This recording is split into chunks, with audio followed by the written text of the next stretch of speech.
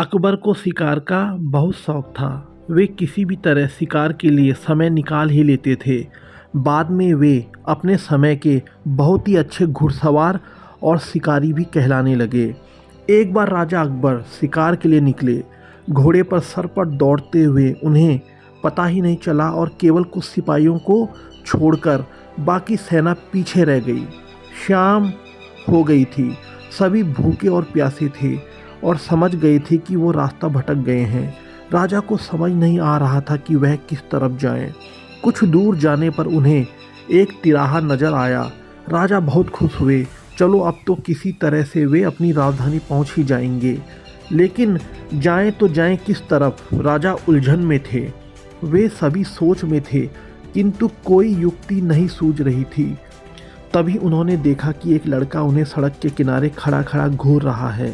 सैनिकों ने यह देखकर उसे तुरंत पकड़ा और उस बच्चे को, उस लड़के को राजा के सामने पेश किया। राजा ने कड़कती आवाज़ में पूछा, ए लड़के, आगरा के लिए कौन सी सड़क जाती है? लड़का मुस्कराया और कहा, जनाब, ये सड़क चल नहीं सकती तो ये आगरा कैसे जाएगी? महाराज, जाना तो आपको ही पड़ेगा। और यह कहकर वह खिलखिलाकर हंस पड़ा। सभी सैनिक मौन खड़े थे।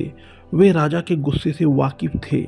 लड़का फिर बोला, जनाब, लोग चलते हैं, रास्ते नहीं। यह सुनकर इस बार राजा मुस्कुराया और कहा, नहीं, तुम ठीक कह रहे हो। तुम्हारा नाम क्या है? अकबर ने पूछा। मेरा नाम महेश दास है महाराज, लड़के ने उत्तर दिया। और आप कौन हैं? अकबर ने अपनी अंगूठी निकालकर महेश दास को देते हुए कहा, तुम महाराजा अकबर, हिंदुस्तान के सम्राट से बात कर रहे हो। मुझे निडर लोग बहुत पसंद हैं। तुम मेरे दरबार में आना और मुझे ये अंगूठी दिखाना। ये अंगूठी देखकर मैं तुम्हें पहचान लूँगा। अब तुम मुझे बताओ कि मैं किस रास्ते पर चलूँ ताकि मैं आगरा पहुँच जाऊँ।